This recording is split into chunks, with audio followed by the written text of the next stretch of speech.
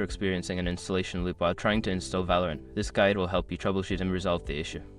Follow these steps to get back into the game. Step 1. Check system requirements.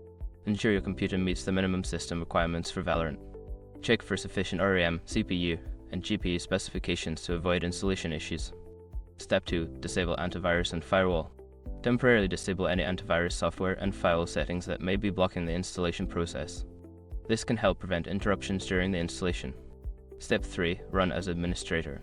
Right-click on the Valorant installer and select Run as administrator. This grants the installer the necessary permissions to make changes to your system, which can help resolve installation loops. Step 4. Clear temporary files. Open the Run dialog by pressing Windows +R, type %temp% and hit Enter. Delete all files in the temp folder to clear any corrupted temporary files that might be causing the installation loop. Step 5. Reinstall Riot Client. Uninstall the Riot Client from your computer and then download the latest version from the official website. A fresh installation can often resolve persistent issues. By following these steps, you should be able to resolve the installation loop and successfully install Valorant. If problems persist, consider reaching out to Riot Games support for further assistance.